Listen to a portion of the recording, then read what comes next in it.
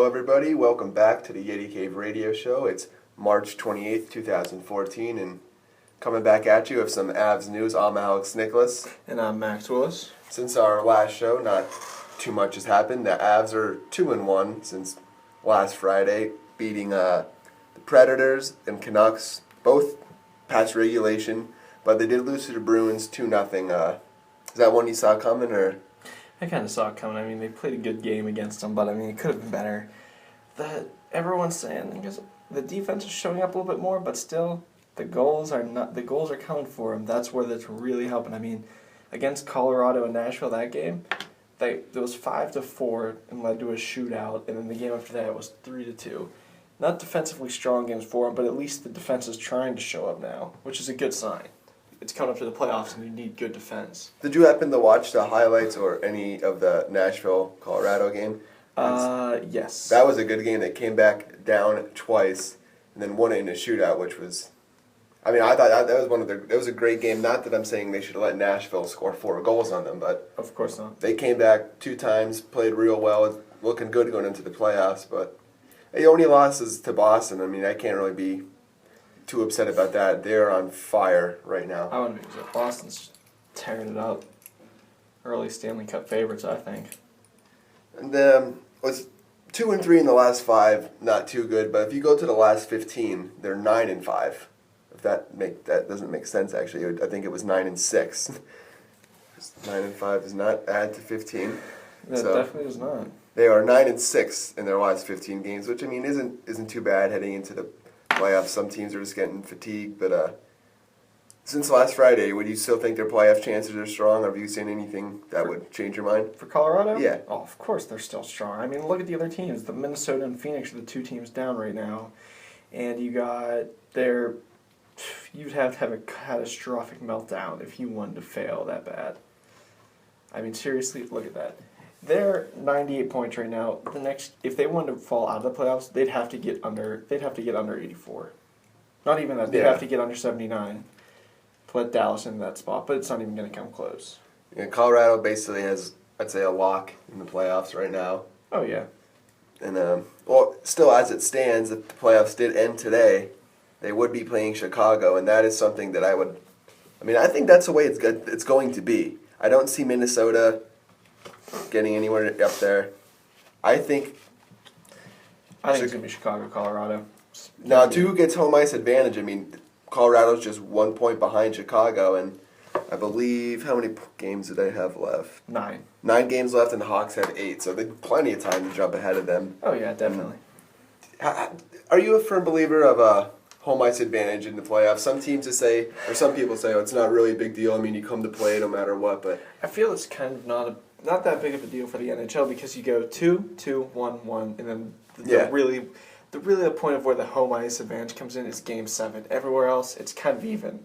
I mean, might go, oh, what if it goes to Game 5 and they're up 3-1? If they're up 3-1, you're kind of a lock by now. If you fail, that's your own fault. I mean, that's just misery. I think like a loud crowd. I mean, even if Chicago had home ice advantage Game 1 and 2, I mean, you still have a packed house of a loud crowd. That's going to fire you up just as much as it fires the Blackhawks up. Oh, yeah, easily. It's not just, they're cheering for the Blackhawks. If there's that many people there that crazy, it fires both teams up. It fires both teams. But that's the thing, though. If you think about the home ice advantage, if you're the away team and you're coming in and you're taking off that shearing, like if you're taking that off, you're getting yourself pumped, and then you guys come out strong, and you keep scoring on the Blackhawks, and you shut that crowd up, that's still motivational to you. That's not motivational to the Blackhawks. It's either loud or silent, you're going to be doing work, if you think about it. Yeah, I mean, I'm never really got too worried about the home ice. It's nice to have, don't get me wrong. Oh, definitely nice to have. But, I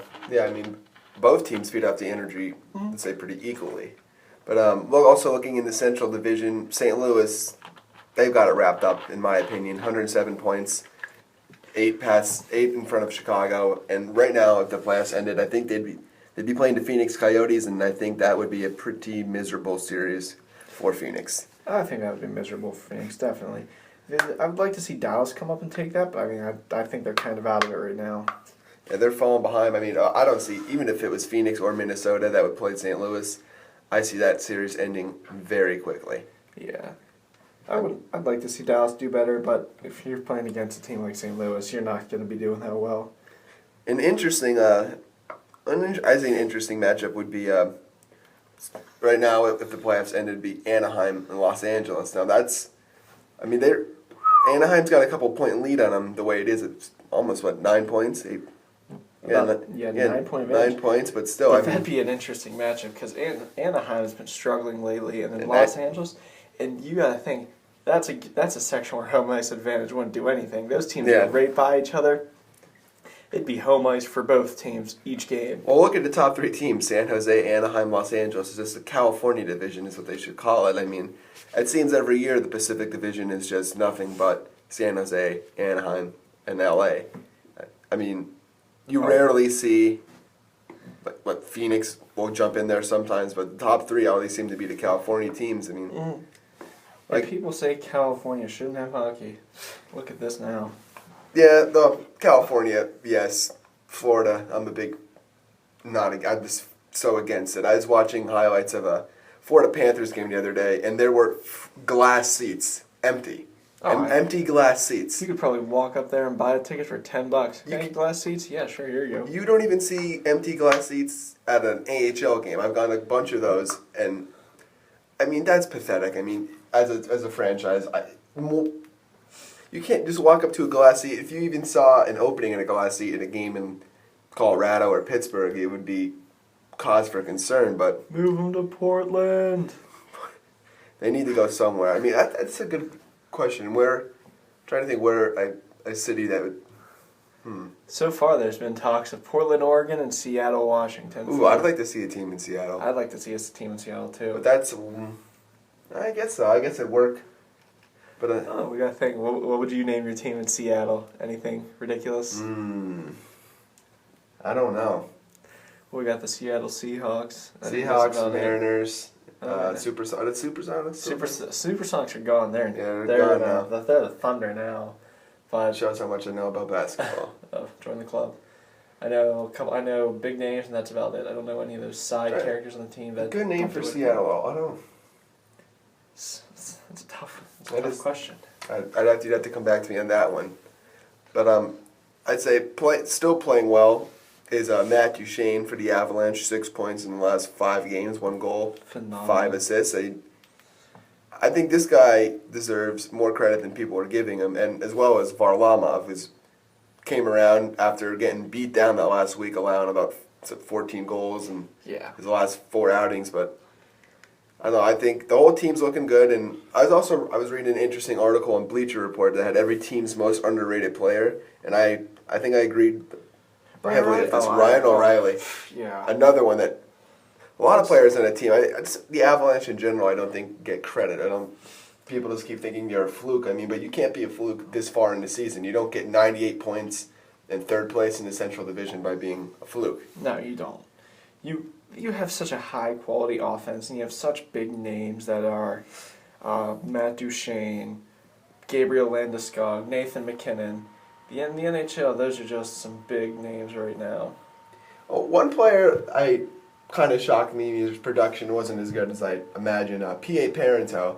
It's only 33 points in 53 games, 14 goals. I mean, I don't know, maybe I expected too much from him, or when I saw him on the Islanders, He was on the Islanders. Yeah. Right now, for an average team, that's about right. You think so? For an average team like below average team is the Islanders, he did very well for them because he's a good player. But if he comes to a good team, I kind of feel like that's exactly what he was. Because if you think about it, whenever we got Chris Kunitz on that team, he was pretty okay. When he came to our team, he had Sidney Crosby, but I mean he did better. But there are just some players that once they may look good on the other team, but once if they're on a loan on a team, they do very well. Like John Tavares. Yes, like John Tavares. I think he'd do good anywhere. Yes, it's John Tavares. Let's talk about that. He's amazing. He needs to come back. That was one of the faces of the NHL that needs to come back. Steven Stamkos. I always try to imagine him on a different team, and I think it would be incredible. I don't know, any team would love to have him, I think. Of course any team would love to have him. they'd make room for him. But yeah, I think he's there for the long haul. Obviously, he is the Islanders. He is the Islanders, and I respect him for that. Nothing but the utmost respect for that kid. And with only a couple games left in the schedule, I mean, I know the schedule for the Avs doesn't seem way too difficult, but they do have a pretty tough matchup coming up on Saturday. They're playing the San Jose Sharks, who are currently, what place are they? They are first in the Pacific Division with 103 points, already clinched a playoff spot, and it's the third of the four meetings with the teams, and they've split them right down the middle, 1-1. Both games have gone past regulation, if I remember correctly. And Yeah. you got any predictions for this game? For the Avalanche and Sharks, I gotta say, Sharks, man, they always do well, but I think it's gonna be a close game. I'm looking. It's a tough game. I gotta call the Sharks on this one. I'm gonna say the Sharks they play every team well. They're a fast team, and I don't know that this 6-2-2 in their last 10. I mean, I know why. I don't know. I love Colorado, but they're gonna have to prove to me again that they're ready for the playoffs by beating big name teams. I mean, let's see the rest of their schedule. They got the Rangers, the Blues, the Penguins, the Sharks and Ducks also again to end it. I mean, that is actually a pretty tough schedule. Then you got some people like, let me see, the Oilers, Canucks. I mean, that's not too bad. Blue Jackets, but yeah, they're playing the Blues, Rangers, Penguins, Ducks, and Sharks. I mean, it's going to be a rough finish. Mm-hmm. It is, but you gotta admit, they're gonna. I think they can pull it off. It might be a long road to the playoffs, but I mean, still, that long road can turn in any way. Now, if the Avs do clinch a playoff spot early, this is a team that doesn't seem to have way too much depth. If they clinch a spot early, would you sit any of the superstars, maybe Landeskog or Duchesne, anyone, sit any of them? I don't know. I mean, I kind of want to keep their legs fresh. I mean, I don't, because really, right now, Boston's not sitting any of their guys, and they're guaranteed a spot. I mean, I guess there's some teams that have been hit with the injury bug and some haven't. I think Colorado's been pretty lucky. There hasn't been too many injuries throughout the year like there are on other teams, like obviously Pittsburgh or Detroit being hammered with injuries.